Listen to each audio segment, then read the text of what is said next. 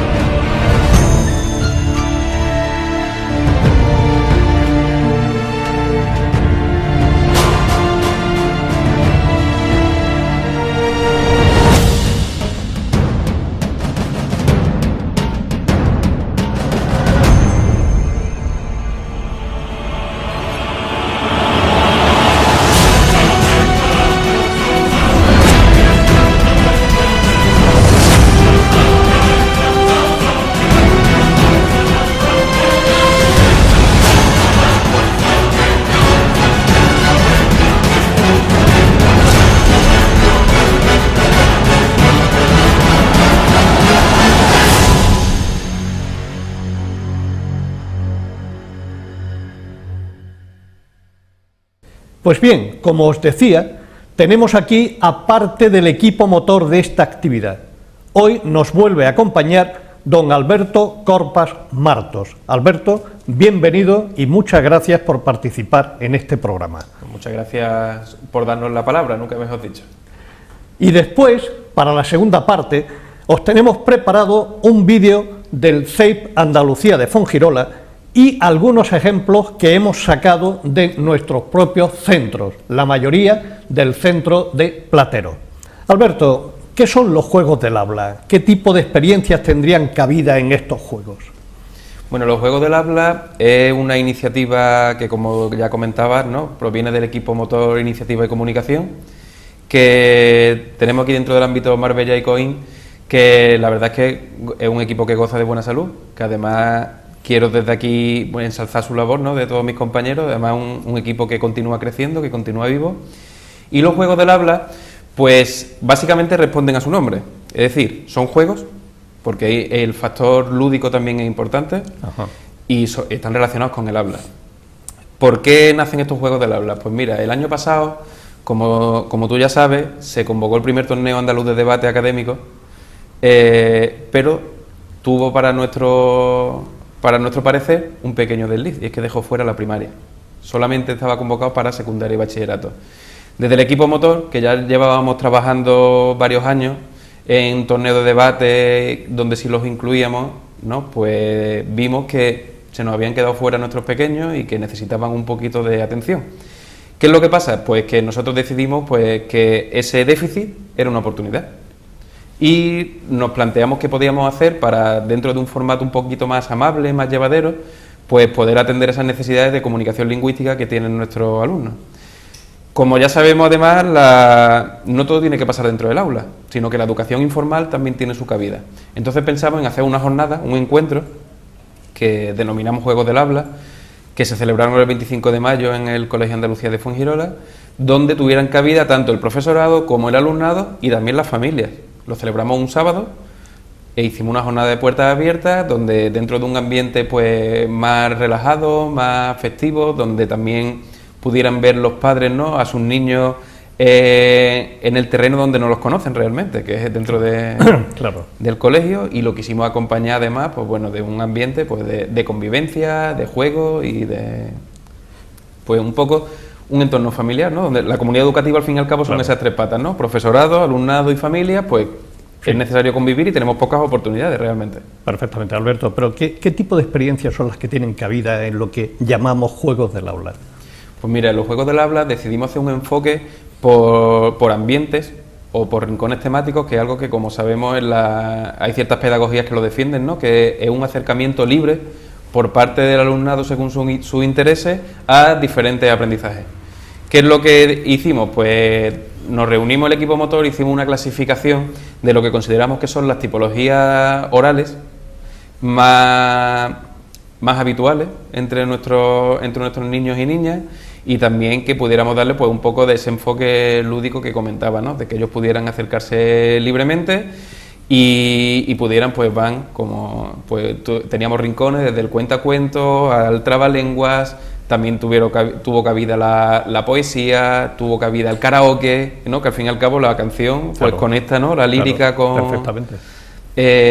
Juegos también basados exclusivamente en la escucha, con ojos vendados, siguiendo circuitos, pues un poco la integración de las destrezas, ¿no? De una manera un poco más, no diría relajada, porque los niños se lo toman todo muy en serio, y eso es algo que hay que alabarle desde luego, pero sí que lo hicimos de una manera pues que se disfrutara, que lo disfrutamos todos, y además fue una jornada de verdad de un recuerdo ya imborrable. Ajá. Alberto, ¿por qué ahora cobran una especial importancia? Porque es que lo habíamos dejado de hacer, no formaba parte de la tradición dentro de la lengua, de que esta oralidad estuviese presente, ¿o? Pues mira, si hacemos un poco memoria de nuestra propia experiencia como alumnado, veremos que el sistema educativo español está fundamentalmente basado en la lectoescritura.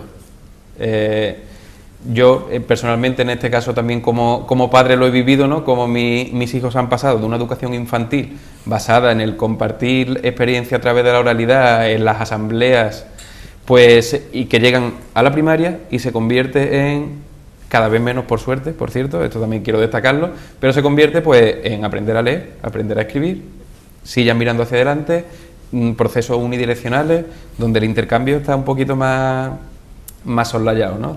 No tienen a lo mejor esa oportunidad de sentirse tan libres, de poder construir discursos orales, y también, por supuesto, porque si no tienen la capacidad de construirlo, no tienen por qué aprender a hacerlo. O sea, en teoría, tú no puedes aprender a nadar en teoría. Yo te puedo decir, tú tienes que ponerte en el borde de la piscina, te inclinas, te lanzas, pero si no te tiras, no lo consigues. Si a un niño no le damos la oportunidad de que hable y que se exprese, a la vez que le acompañamos en ese proceso de aprendizaje, pues evidentemente no va a aprender a desenvolverse. ¿Qué es lo que estamos consiguiendo? Pues jóvenes que les cuesta comunicarse con el mundo en el que viven, que tienen vergüenza hasta de pedir en una hamburguesería algo para comer. Desde luego. Bueno, ya tenemos los primeros juegos del aula hechos. ¿Está la convocatoria de los segundos o no está ya la convocatoria?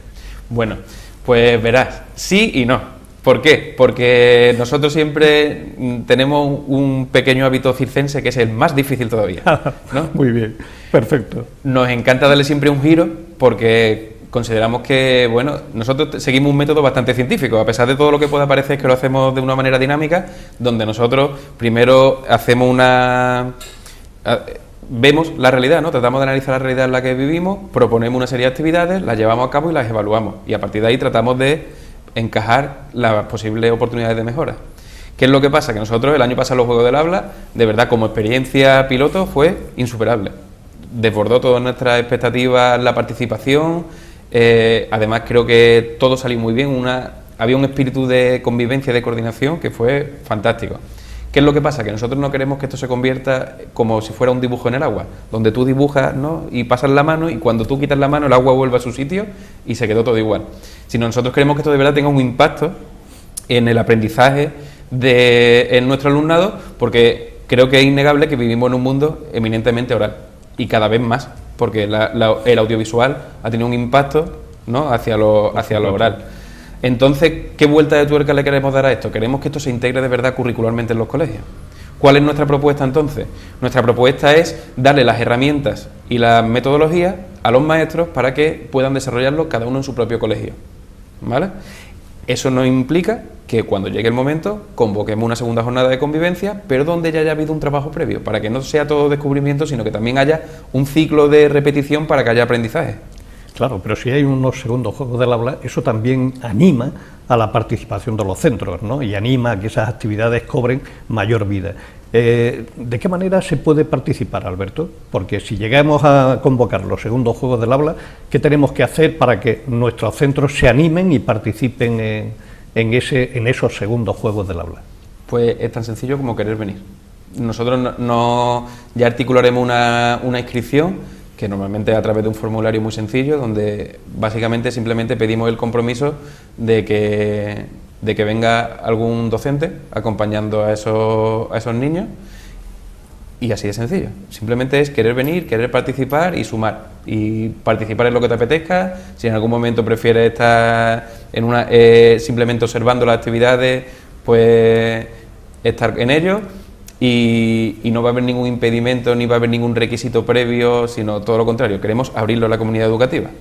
Por supuesto, pues ahí queda dicho esto. Alberto, ¿no tendríamos que hacer también los primeros juegos de la escucha? Porque tenemos la impresión de que no solemos poner atención en lo que nos cuentan, de que no aprendemos a valorar suficientemente lo que el otro nos dice. ¿Qué es saber escuchar? ¿Qué debemos hacer para mantener una buena actitud de escucha? Porque ¿puede haber comunicación si no hay escucha? Bueno, tú mismo te respondes. No, si no hay escucha, no hay comunicación.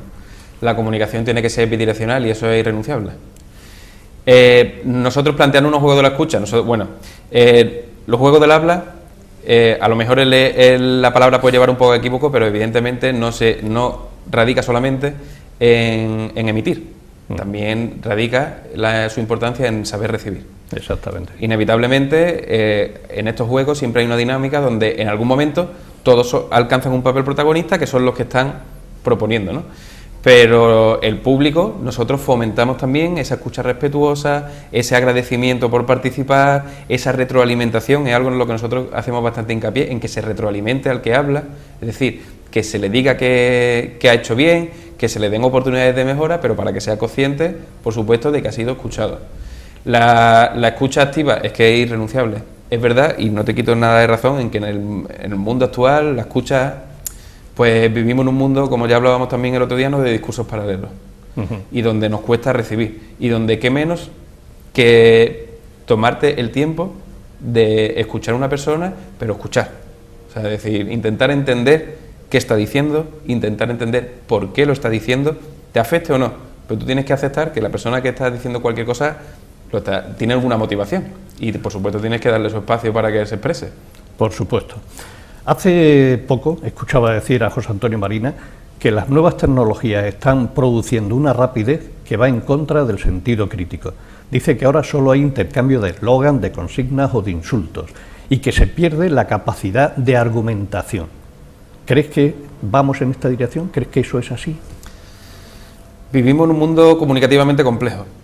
En eso le tengo que dar la razón, ¿no?, al señor Marina, porque es cierto que vivimos en un mundo de impactos muy rápidos, de poca reflexión, de poco intercambio, pero desde el ámbito más cotidiano, ¿no?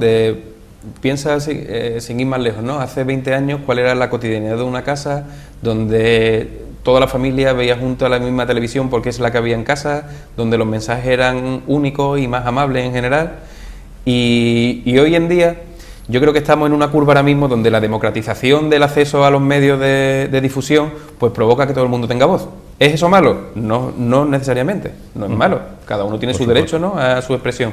¿Qué es lo que pasa? Que efectivamente se nos ha complicado mucho el discriminar ese tipo de mensajes. Y el saber cuándo las opiniones son propias o cuándo son impuestas, el saber simplificarlo también, las fuentes que son válidas, las que no son válidas, porque el hecho de tener la capacidad productiva de un mensaje no te convierte en un emisor cualificado, te convierte en un altavoz. Por supuesto. Entonces es verdad que vivimos en un mundo donde la tecnología ahora mismo, creo que tenemos que cambiar un poco el paradigma comunicativo para saber movernos y desenvolvernos en él. Y bueno, la verdad es que invertimos mucho esfuerzo, los docentes en este caso, en tratar de fomentar el espíritu crítico en nuestros jóvenes. Es lo que nos puede defender de este mundo tan complejo, ¿no? Alberto, todos recordamos los cuentos que nos contaron de niños. ¿Qué beneficio tiene la lectura de cuentos para niños? ¿Le gustan los cuentos a los niños de ahora? ¿Cuentos leídos, cuentos contados? No sé, ¿se ha perdido el hábito de los padres de contarle cuentos a sus hijos? No me atrevería a decir eso, ¿no? Yo creo que cada uno en su casa hace lo que puede, ¿no? Y digo lo que puede porque es verdad que como ya decía, la sociedad ha evolucionado. Bueno, vamos a dejarlo en que ha cambiado. Ya hablaremos si eso es evolución o no es evolución, ¿no? Pero es verdad que las familias tienen ahora quizá menos espacio compartido, donde el ritmo frenético, las jornadas laborales extenuantes, donde también los cambios en los modelos de familia y demás, pues ha podido cambiar un poco pues la forma que teníamos de entender este momento, ¿no? De papá o mamá cuenta los cuentos a los niños antes de dormir, que personalmente todo el que tenga hijos es una experiencia muy recomendable. ¿vale? Yo personalmente se la recomiendo porque es un momento de conexión muy interesante. Los cuentos a los niños les siguen encantando, la verdad, porque es un momento para soñar, es un momento para imaginar, les llena, trabaja mucho su vocabulario, su imaginario, trabaja la capacidad de escuchar, porque en ese momento, ¿no?, de escuchar, y ahora leídos o contados, pues las dos cosas. Las dos cosas. Las dos cosas, ese momento de compartir, de vivirlo, ¿no?, de emocionarte, de poner voces, de hacer un poco el payaso, de reírnos todos juntos. Eso es fantástico, es lo que lo mete a uno directamente en el cuento, ¿no? Además, me atrevería a decir que esos son recuerdos que los niños no van a olvidar nunca. Son momentos de conexión emocional profunda con quien se los cuenta, pero también considero que el cuento tiene que ser leído, las dos cosas, porque los niños también tienen que tener ese momento de silencio, de concentración, de evocación, ¿no?, de fomentar un poco la imaginación y ver esos mundos contados, porque yo muchas veces con mis alumnos hemos hablado, ¿no?, yo considero que no existe la persona que no le guste leer. Yo considero que hay muchas personas que no les gusta lo que leen, y esto va en contra un poco de las lecturas impuestas, pero en el momento que tú le das ese pequeño camino a la imaginación y a tus propios intereses, yo creo que ahí enganchas a cualquiera. ¿Los cuentos clásicos, Alberto, o ya se ha perdido el valor de los cuentos clásicos? Los cuentos clásicos son clásicos porque siguen vigentes. Porque siguen gustando a todo el mundo, ¿verdad? Por supuesto, y eso no quita que tengamos que darle espacio también, pues, a cuentos con nuevos referentes, ¿no?, con nuevas formas de expresión, donde las tecnologías nosotros no vivimos en un bosque caminando con una cesta, ¿no?, pero a lo mejor si para los niños es el mundo cotidiano, pues pueden incluir las nuevas tecnologías, pueden incluir, pues eso, nuevos referentes de nuevos trabajos que antes no existían, nuevos deseos, ¿no?, que tienen también esos niños, nuevos intereses, y eso porque no, ¿no? Creo que pueden convivir y que es sano que convivan. Desde luego. ¿Y la poesía, Alberto? ¿Qué beneficios puede aportar la poesía a los niños? Pues mira, la poesía, lo crean los niños, ¿no?, está muy presente en su vida, porque la poesía, la lírica está presente en la música, la lírica está presente en los juegos de palabras, está presente, pues, en los refranes incluso, ¿no?, de muchas veces que reciben, y la poesía además, ya entendida como el poema, ¿no?, digamos puramente duro, no quiero, quizá no sea la palabra, ¿no?, sino, digamos, sí, el concepto más clásico, ¿no?, del poema. Sí, te entiendo. Pues una oportunidad tanto para contactar con tus propios sentimientos como para poder expresarte, ¿vale? Es un texto que, por sus características, pues es un texto breve, es un texto, digamos, que no tiene recorrido, no es como una película, sino más bien una foto fija, ¿no?, de un momento, de cómo te sientes, de cómo estás. Es verdad que quizá hoy en día los jóvenes, en general, es un género que a partir de cierta edad se les aleja, porque se les complica el vocabulario, porque se está lejos de sus referentes.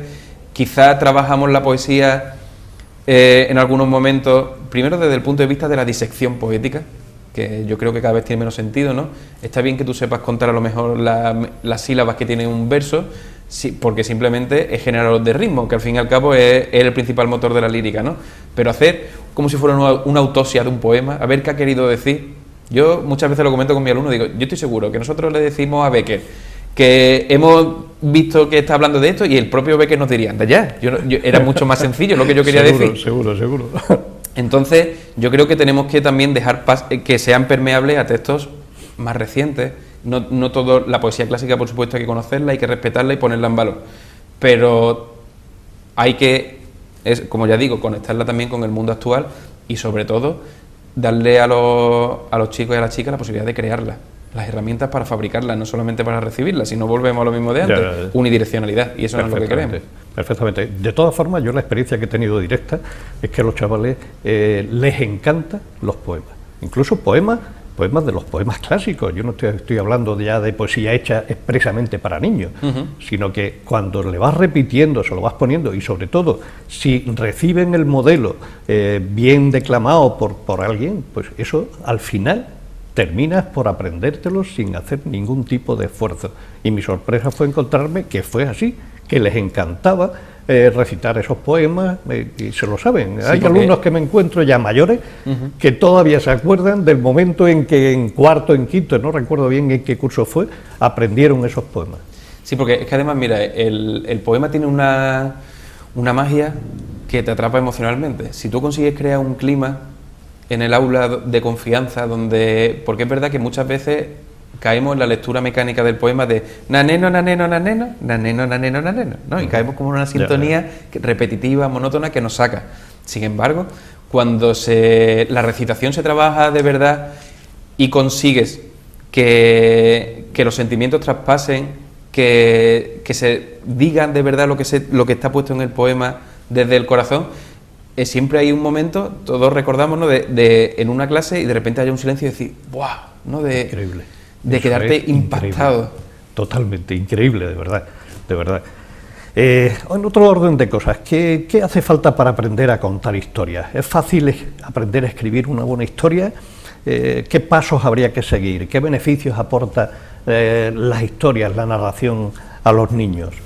Bueno, voy a seguir tu camino inverso a la pregunta. Venga. Mira, los beneficios de la historia están demostradísimos. Desde el niño más pequeño, que empieza a fabricar su imaginación, hasta el más alto nivel que tú quieras llegar de la sociedad. De hecho, bueno, las corrientes del storytelling, creo que en el mundo de la empresa es algo que está más que demostrado, que está fuera de duda, que genera una narrativa que te permite integrar una serie de valores que al fin y al cabo es lo que persigue la narración, ¿no? Dentro de un mensaje que llega de una manera más amable y más ejemplificada, pues tratar de trasladar valores. ¿Contar una buena historia es fácil? No. Creo que está claro que no.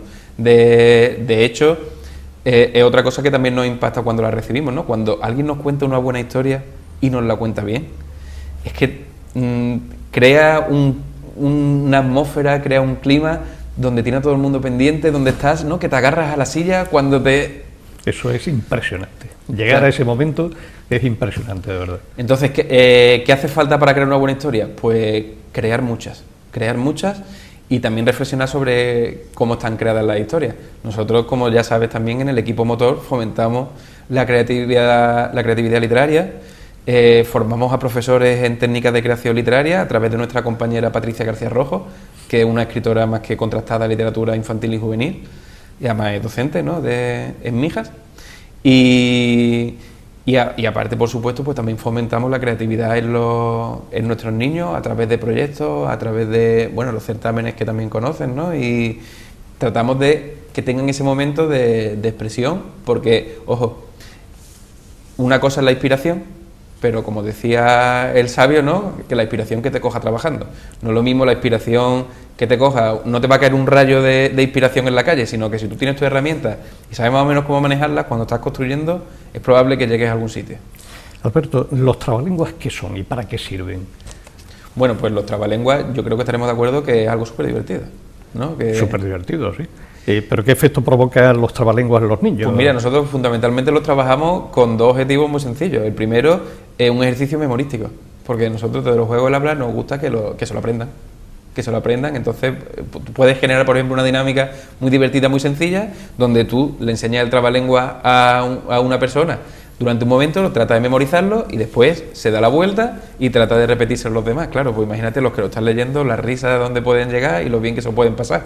Además, puedes utilizar el castellano, el inglés, el francés, como ya curricularmente están integrados, incluso, bueno...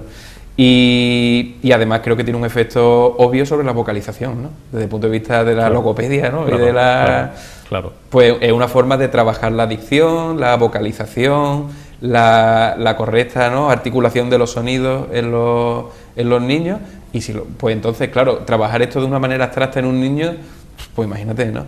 Pero trabajarlo de una manera que encima el niño esté disfrutando sin darse cuenta de que está teniendo estrategias, ¿no?, para esa articulación de los sonidos, pues perfecto. Perfecto, ¿no? Ya para terminar, porque nos estamos quedando sin tiempo, ¿deberíamos fomentar que en los centros hubiesen radio y televisión, si puede ser, para que facilitara toda esta oralidad de la que estamos hablando? Rotundamente sí. Los medios existen. Además, nuestros alumnados son grandísimos consumidores, fundamentalmente de televisión. Y además bajo un nuevo modelo de televisión que está muy al alcance de los centros educativos, que es la televisión bajo demanda. Creo que hoy en día los dispositivos de los que disponemos nos dan la posibilidad de grabar, de montar, incluso de emitir en directo, de una manera pues que está al alcance prácticamente de cualquiera. Siempre, por supuesto, y quiero recordar, teniendo cuidado con los derechos de imagen de esos menores, ¿vale?, cuyos padres tienen que estar informados y consentir esa difusión, pero siempre lo hacemos desde un punto de vista pedagógico y didáctico, que nunca lo exhibimos, todo lo contrario, somos súper celosos de su intimidad y tratamos de hacerlo todo lo más correctamente posible. Y con la radio igual, la radio bajo demanda, el podcast, pues es una tecnología súper asequible, solamente necesitas un teléfono móvil con una grabadora que tienen absolutamente todos. Y después ya pues hay multitud de plataformas gratuitas que te permiten difundirlo y trabajarlo. ¿Qué nos permite las dos tecnologías? La revisión. Nos permite que los chicos y las chicas vuelvan a escuchar, que vuelvan a verse, que puedan analizar que han hecho bien, que pueden mejorar, que se enfrenten también a los problemas técnicos que tiene la propia televisión o la propia radio, ¿no? Que a veces te saca de tu guión y te saca de tu sitio y tienes que tener capacidad de reacción, de reconducir tu discurso, tienes que escuchar a los demás. Sin una entrevista nosotros no podríamos interactuar si no, porque entonces si tú me haces unas preguntas, yo respondo lo que quiero, pero no interactuamos y no dejamos que la entrevista viva, pues entonces llega un momento en que esto no tiene sentido, esto volvemos a los discursos paralelos. Claro. ¿Qué es lo que pasa? Que ¿en qué otra situación podemos tener esa capacidad de que los niños escuchen, reconstruyan el discurso y encima lo puedan revisar? Pues que los medios los tenemos a nuestro alcance y vamos. Por supuesto, Alberto, ha sido de verdad muy agradable conversar contigo hoy. Igualmente. Muchísimas gracias por participar en este programa.